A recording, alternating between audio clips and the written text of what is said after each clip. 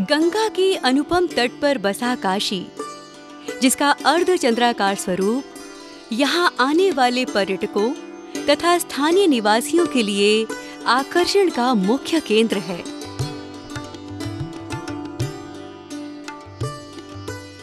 यहाँ गंगा की कलकल निनाद ऐसा सम्मोहन करती हैं कि मानो उगते सूर्य की रक्तिम किरणें पुष्प की भांति खिलती हुई आकाश से पल में उतरकर काशी में रह जाने की कामना कर रही हो।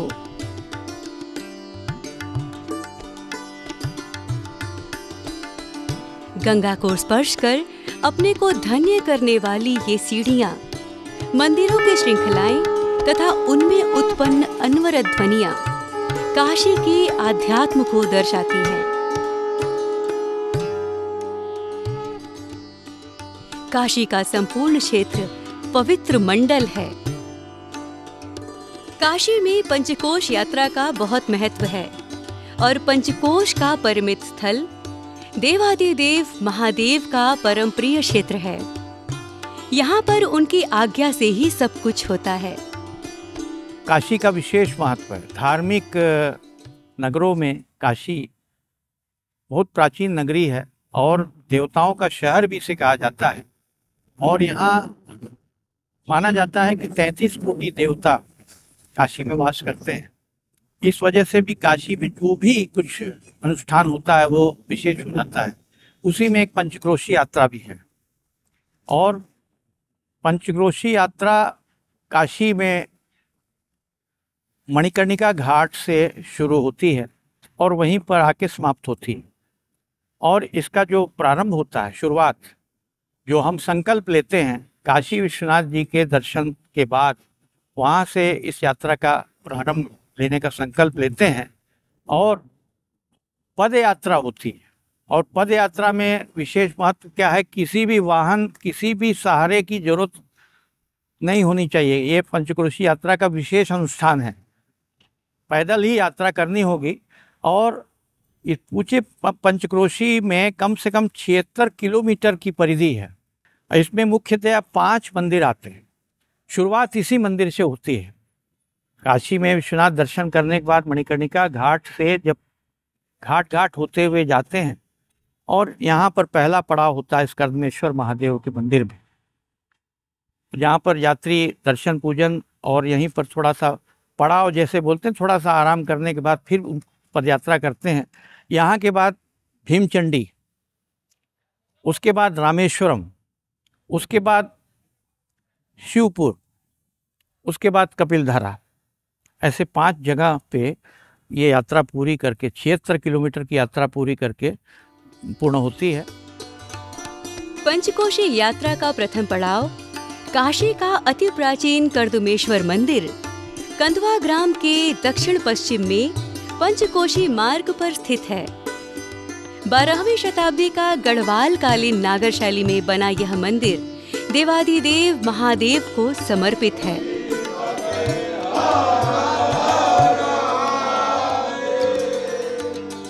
कर्दम ऋषि, जो कि कर्दम ऋषि की तपोभूमि रही है। शिव, जब कर्दम ऋषि ने तपस्या किया और शिव ने उनको वरदान दिया, तो कर्दम ऋषि ने कहा कि मुझे सांसारिक सुख भोगना है। और जो है भगवान को बड़ा दुख हुआ कि जो आदमी तपस्या करने के बाद फिर सांसारिक सुख में जाना चाहता है, तो उनको बड़ा दुख हुआ और उनके नेत्र से 2 बूंद आंसू गिरे।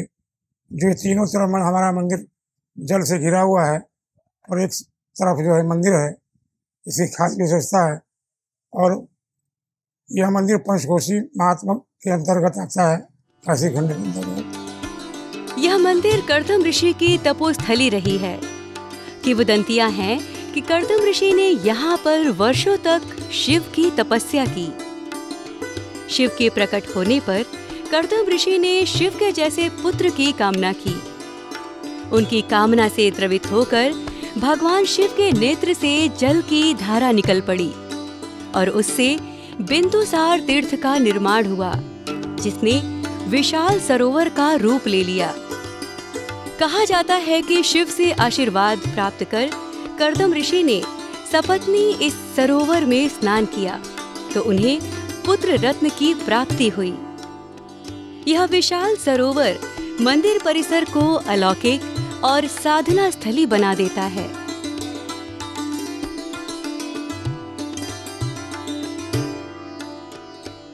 इसका पुनर्निर्माण 18वीं शताब्दी के उत्तरार्ध में बंगाल की रानी भवानी ने कराया। इसका पर्यटन विभाग द्वारा सुंदरीकरण भी किया गया है।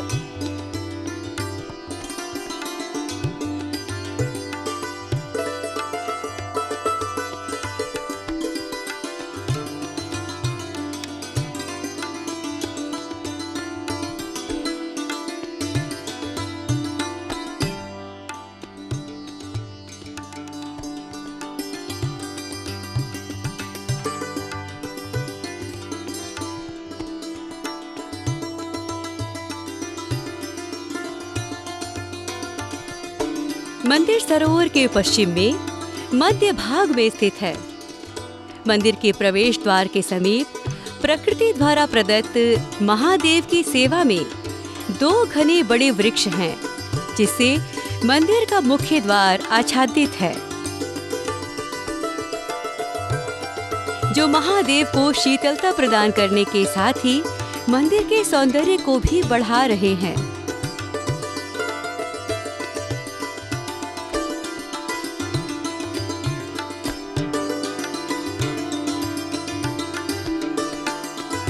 काशी में प्राचीन काल से ही धार्मिक भावनाओं की स्थूल अभिव्यक्ति के रूप में मंदिरों एवं विभिन्न देव मूर्तियों के निर्माण की परंपरा रही है, जिसका प्रत्यक्ष प्रमाण यह कर्दमेश्वर मंदिर है।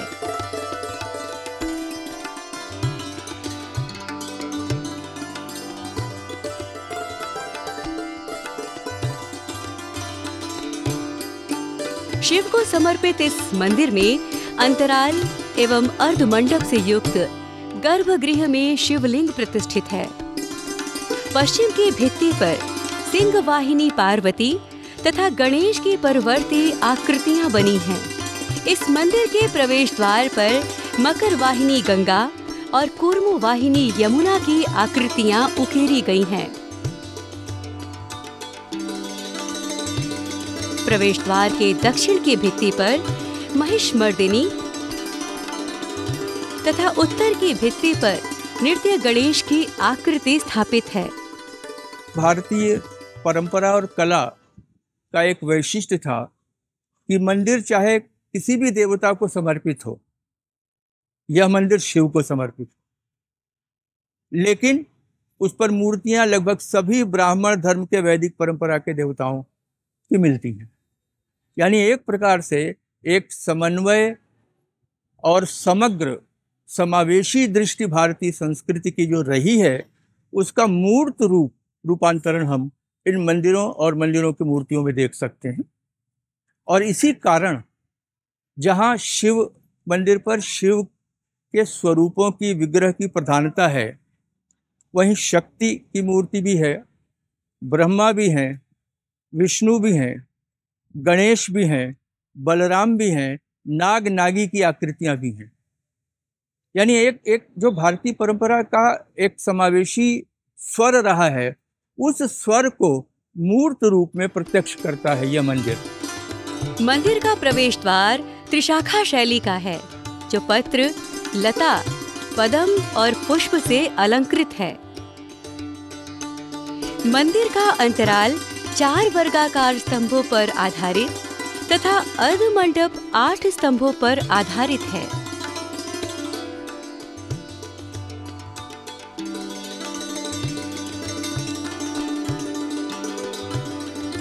मंदिर के द्वार के समीप कर्दम ऋषि की मूर्ति स्थापित है।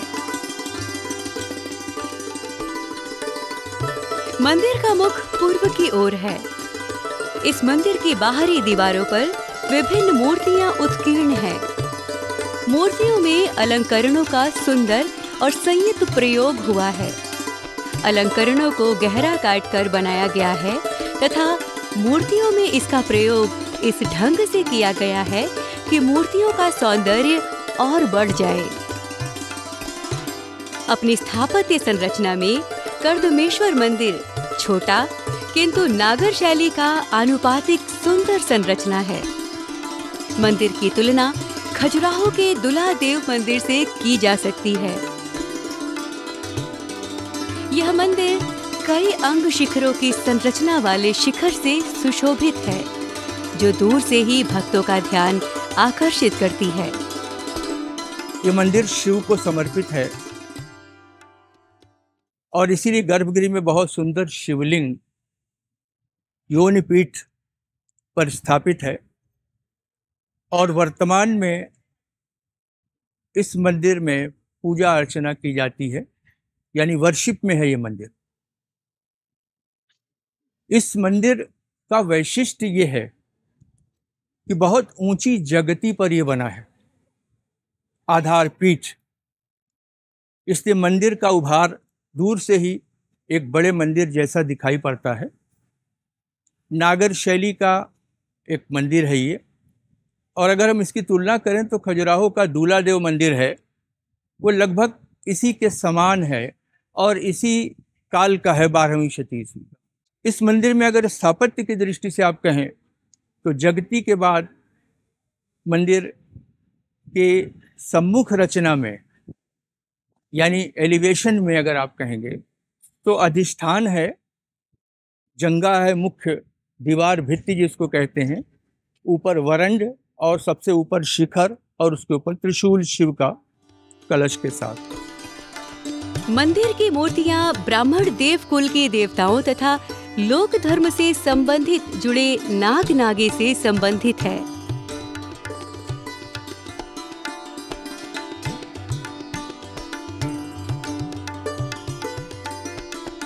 शिव मंदिर होने के कारण शिव मूर्तियों की प्रधानता दिखाई गई है। मंदिर की उत्तरी भित्ति की महत्वपूर्ण आकृतियों में ऊपरी जंगा के भद्र रथिका में विष्णु के वामन स्वरूप की द्विभुज मूर्ति है, जिनके हाथों में वरदाक्ष तथा शंख है। मूर्ति परिकर में उपासना करती हुई कुछ आकृतियां बनी हुई हैं। उत्तरी भित्ति के ऊपरी जंघा में ही सप्त सर्प फलों से युक्त नाग नागी की बैठी आकृतियां अभ्याक्ष हैं। इस मूर्ति परिकर के समीप ही सप्त सर्प फलों से युक्त नाग हाथ में जल कलश लिए बैठे हुए दर्शाए गए हैं। उत्तरी भित्ति की तलजंगा के भद्र रथिका में अंधकारी गजासुर संहार के संयुक्त भाव वाली शिव की आकृति निरूपित है। यहाँ शिव प्रत्यालीढ़ मुद्रा में रूपायित हैं। उत्तरी भित्ति की तलजंघा में अर्धनारीश्वर रूप में शिव पार्वती के संलिप्त रूप को दर्शाया गया है, तो वहीं गुप्त शैली की सप्त सर्प फड़ों युक्त मृदु शरीर रचना, ओज और केश सज्जा वाले कृषि के देवता बलराम तथा रेवती का रूपायन हुआ है। बलराम के हाथ में हल को दर्शाया गया है। इस मूर्ति में एक खास विशेषता देखने को मिली है। इसमें बलराम के कंधे से नीचे रेवती को दर्शाया गया है। उत्तरी भित्ति की तलजंघा की महत्वपूर्ण मूर्तियों में शक्ति समुच्चय के प्रतीक महिष मर्दिनी की मूर्ति बनी है, जो महिष के गर्दन को भेदते हुए दिखाई गई है। शिल्प संयोजन की दृष्टि से ये मूर्ति अर्थपूर्ण है। पश्चिमी भित्ति की ऊपरी जंघा की भद्र रथिका में विष्णु की चतुर्भुज स्थानक मूर्ति है, जिनके हाथों में वरदाक्ष, गदा, चक्र तथा शंख है। उनके चरणों के पास उपासक उपासिका बैठे हैं तथा परंपरानुसार उनमें 2 सेविकाओं का अंकन है। इस मूर्ति परिकर में विष्णु के विभिन्न अवतार स्वरूपों को दर्शाया गया है। पश्चिमी भित्ति की तलजंघा पर भद्र रथिका में नटराज हैं, जिनके हाथ में त्रिशूल, डमरू तथा गले में मुंडमाला है। यहाँ शिव के रुद्र रूप को दर्शाया गया है।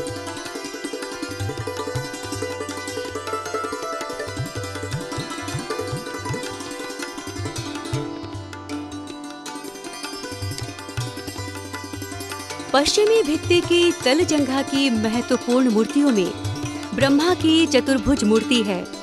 इनके हाथ में वरदाक्ष, श्रुक, पुस्तक तथा जल पात्र रहा होगा, जो खंडित है। इस मूर्ति में ब्रह्मा जी को यौवन स्वरूप में दाढ़ी के साथ दर्शाया गया है। उनके साथ में उनका वाहन हंस भी है। पश्चिमी भित्ति की तल जंघा पर विष्णु की एक और चतुर्भुज मूर्ति है, जो गदा, पद्म, चक्र एवं शंख धारण किए हुए है।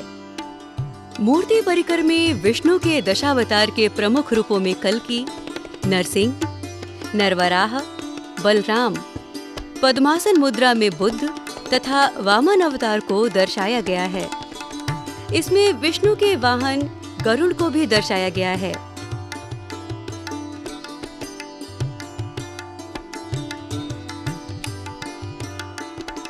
दक्षिणी भित्ति की ऊपरी जंघा की भद्र रथिका में उमा महेश्वर की मूर्ति है, जिसमें पारंपरिक रूप से गणेश, कार्तिकेय, वृषभ और सिंह हैं। शिव नंदी पर बैठे हैं तथा पार्वती उनकी जंघा पर बैठी हैं। शिव के एक हाथ में त्रिशूल है, वहीं मां पार्वती के हाथ में दर्पण है। दक्षिणी भित्ति की तल जंघा की महत्वपूर्ण मूर्तियों में पंचमुखी शिव को त्रिशूल, लकुट, खटवांग तथा घंटा धारण किए हुए 2 हाथों से व्याख्यान मुद्रा में लकुलीश स्वरूप को दर्शाया गया है। दक्षिणी भित्ति की तल जंघा की एक मूर्ति परिकर में उमा माहेश्वर को सहज भाव में बैठे हुए दर्शाया गया है। शिव के एक हाथ में त्रिशूल और पार्वती के हाथ में दर्पण है। इसमें उमा माहेश्वर के दोनों पुत्रों गणेश और कार्तिकेय के अतिरिक्त उनके वाहन सिंह और नंदी की लघु आकृतियां भी उकेरी गई हैं।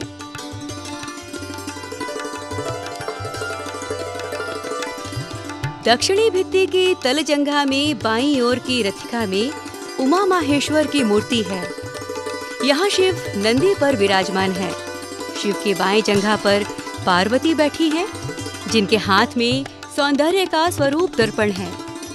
मूर्ति परिकर में ही पंच शिवलिंग है तथा दोनों ओर मालाधारी विद्याधारी 2 मूर्तियां उत्कीर्ण हैं। गणेश और कार्तिकेय के साथ शिव के गण तथा श्रृंगी ऋषि को नृत्य करते हुए दर्शाया गया है, जो अंकन की दृष्टि से मूर्तियों की विविधता का ध्यातव्य है। यह मंदिर जो है, यह वास्तु पुरुष को वास्तु मंदिर के रूप में परिवर्तित करके भारत के 3 प्रकार के मंदिरों में जो विशेष 2 प्रकार के मंदिर उत्तर भारत के नागर शैली के मंदिर हैं, उसमें अंग शिखर, उरु शिखर, आमलक और कलश, इन तत्वों से होता हुआ यह मंदिर अपने आप में विशेषता रहता है। यह गोविंद चंद गढ़वाल लगभग 11वीं से 12वीं शताब्दी ईस्वी के बीच में इसके समय से बनता हुआ यह मंदिर रानी भवानी के 18वीं 19वीं ईस्वी तक उनके जीर्णोद्धार कार्य तक और वर्तमान में यह निरंतरता आज तक बनी हुई है, जिसका महत्व पंचकोशी महत्व के अंतर्गत यात्रियों के द्वारा, अधिवास के अंतर्गत श्रावण मास में कांवड़ियों के द्वारा इसका महत्व पूजा में निरंतरता में आज भी है।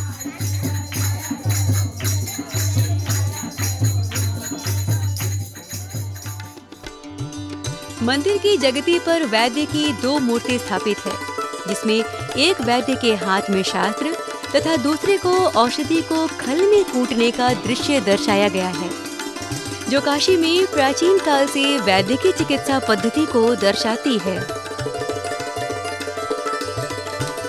यहाँ एक शिलापट पर कृष्ण की लीलाओं का अंकन है। इसी क्रम में गुप्तकालीन मूर्तियों में शिव के गणों की आकृति को भी दर्शाया गया है। इस मंदिर का इतिहास, जैसा कि लोग बताते हैं, पुरातत्वविद बताते हैं कि ये मंदिर उत्तर भारत का एक लौता ऐसा मंदिर है जो मुगलों और तमाम आक्रांताओं के द्वारा कभी खंडित नहीं हो पाया।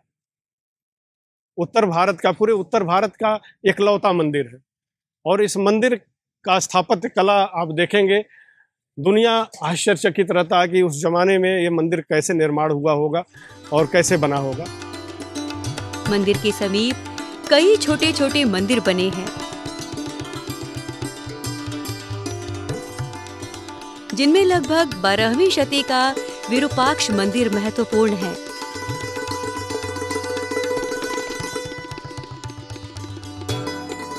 इसके समीप ही कर्दमकूप है। इस मंदिर की मूर्तियों में प्रवाह वाली शरीर रचना तथा आकृतियों की सहज मुद्रा, उनकी केश सज्जा मनोहारी मन भावन है। इस प्रकार यह मंदिर स्थापत्य और मूर्ति शिल्प दोनों की दृष्टि से महत्वपूर्ण और दर्शनीय है। सुबह शाम आरती पूजा में हम लोग आ जाते हैं। ये असीम कृपा है बाबा की कि मैं घर द्वार सब कुछ यहीं बना करके बाबा के सेवा में लगा रहता हूँ। सुबह शाम आता हूँ और क्या दिव्य अनुभूति होती है। कहा जाता है कि यहीं से 80 नदी का भी उद्गम माना गया है। यहीं से सारा गंगा जी से मिला हुआ स्थान रमणीय स्थान है और यहीं से पंचकोशी यात्रा शुरू होती है। और क्या भव्य मंगलमय सारा कुछ भरा पूरा रहता है। यहाँ पे बहुत दिव्य लगता है। हम अपने बहुत सौभाग्यशाली मानते हैं कि बाबा के गोद में हमें स्थान मिला है। शिव को समर्पित इस मंदिर में भक्तों का तांता लगा रहता है। मंदिर परिसर हर हर महादेव के उद्घोष से गूंजता रहता है।